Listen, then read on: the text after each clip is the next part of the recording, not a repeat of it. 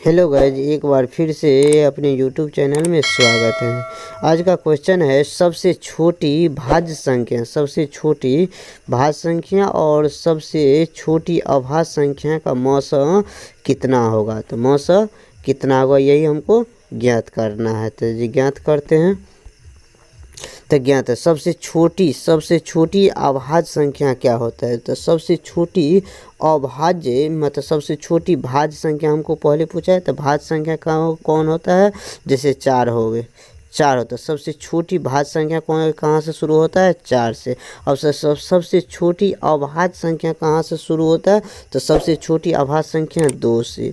और इस दोनों का क्या कहता है, हमको HCF मतलब मौसा ज्ञात कीजिए, मौसा कितना होगा।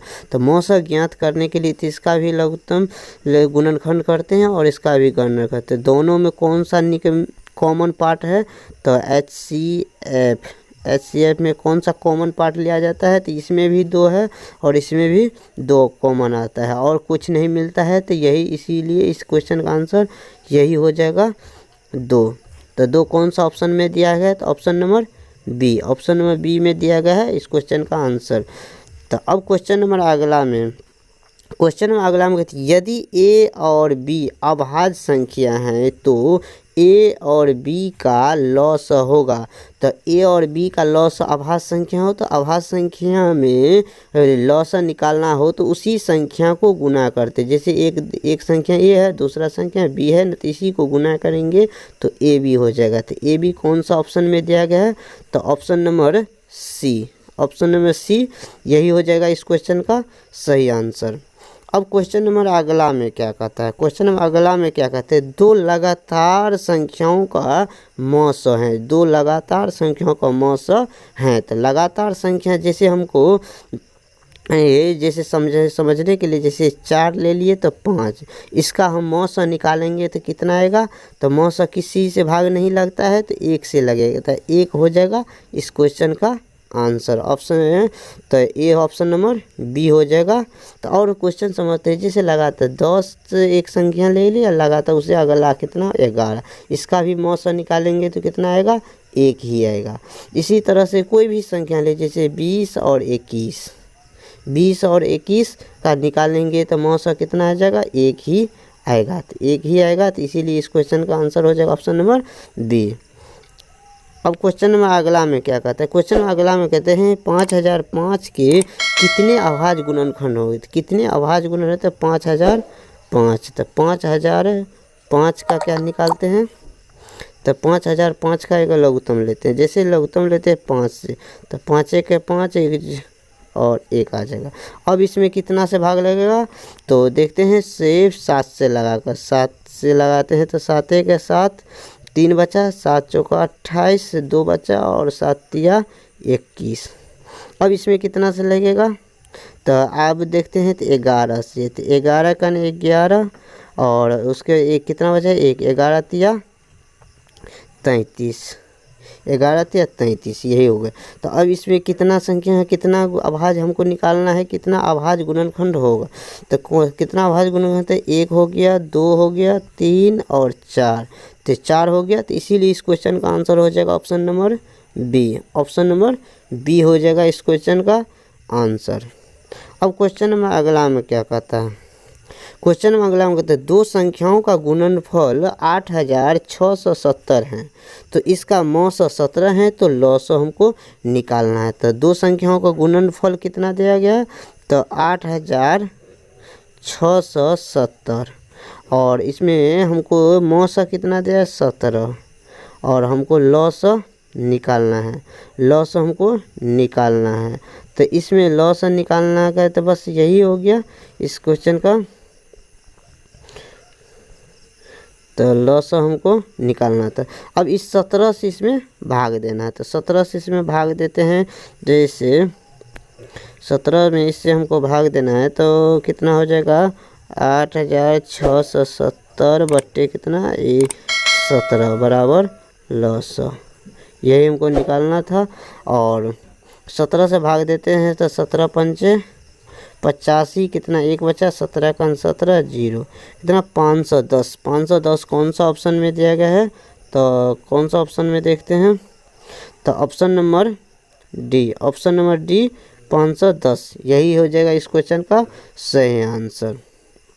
अब क्वेश्चन नंबर अगला में क्या कहते हैं, क्वेश्चन नंबर अगला में कहता है 6, 8 और 22 मतलब 22, तो मतलब 6, 8 और 22 का लॉसो और मोसो क्या अनुपात है, तो मतलब का अनुपात हमको निकालना है। तो 6 हो गया और इसका भी गुणनखंड करते हैं 8 और उसके बाद कितना है 22, इसका भी निकालते हैं। जैसे 2 से यहाँ पर 3 आ गया, यहाँ 2 से तो 4 और 2 से फिर लेंगे तो 2।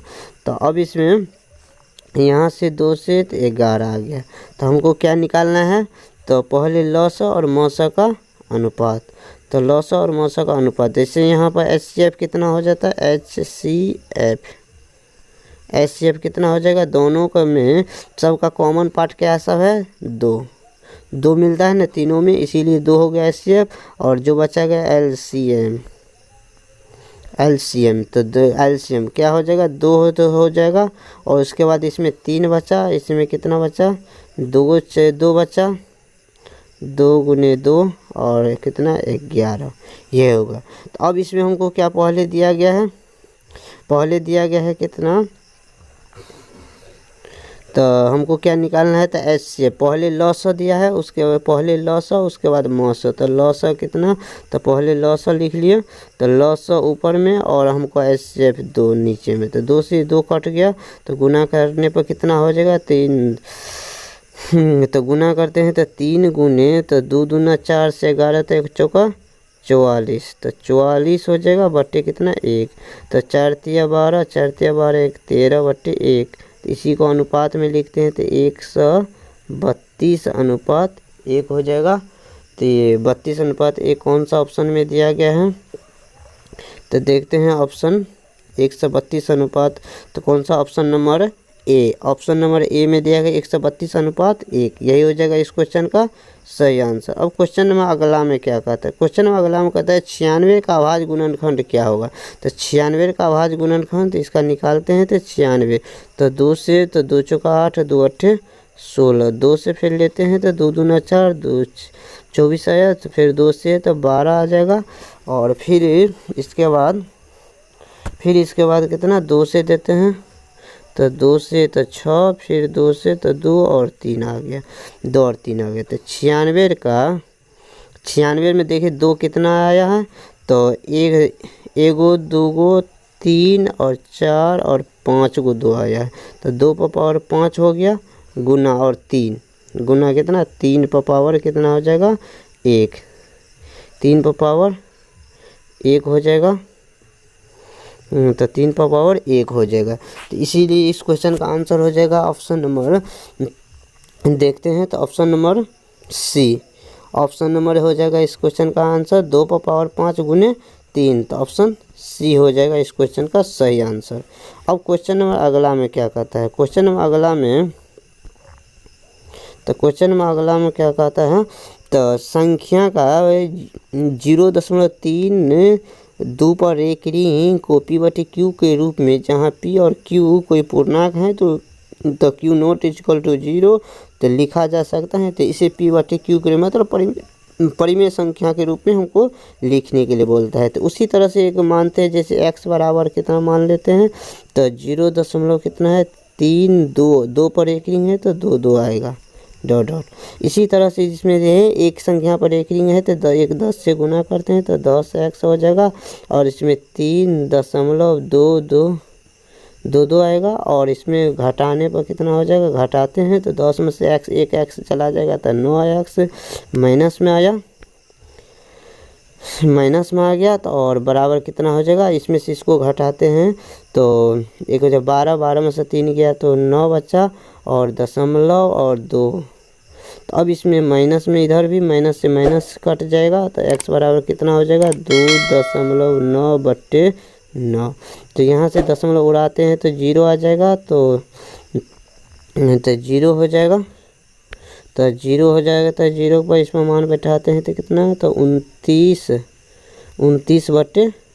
29/90 कौन सा ऑप्शन में दिया गया है, तो देखते हैं 29/90 तो 29/90 जो है option number B, option number B में दिया गया 29/90।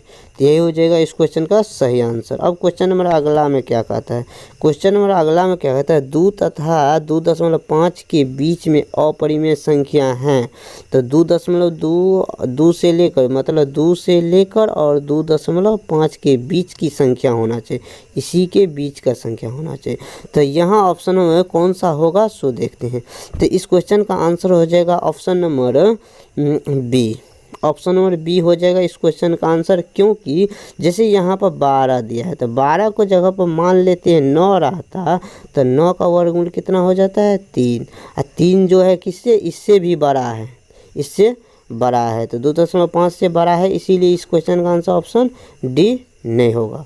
तो और ऑप्शन नंबर है यहाँ 22 में देखते हैं, 22 में देखिए यहाँ 22 की जगह पर मान लेते हैं 16, तो 16 का वर्गमूल कितना हो जाता है तो 4, तो 4 जो है ना इसे 2.5 से बड़ा है, तो ये भी क्वेश्चन आंसर नहीं होगा, इसीलिए इसे। और ऑप्शन नंबर ए में देखते हैं, ऑप्शन नंबर ए में क्या है √11, √11 को मान लेते हैं 9 है, तो 9 का वर्गमूल कितना हो जाता है 3, और 3 जो है ना 2.5 से बड़ा है, इसीलिए ऑप्शन नंबर ए भी नहीं होगा। तो इस क्वेश्चन का सही आंसर हो जाए ऑप्शन नंबर बी, √5 हो जाएगा। अब क्वेश्चन नंबर अगला में क्या कहता है, क्वेश्चन अगला में कहता है n एक प्राकृतिक संख्या, n एक क्या है प्राकृतिक संख्या, तो n एक प्राकृतिक संख्या है, तो हमेशा प्राकृतिक और √n है, तो √n है, तो यहाँ हमेशा एक प्राकृतिक संख्या होगा नहीं होगा, क्योंकि हमेशा अपरिमेय संख्या होगा नहीं होगा, क्योंकि हमें कभी कभार परिमेय संख्या भी मिल सकता है, हमेशा अपरिमेय संख्या में नहीं, ये भी नहीं होगा।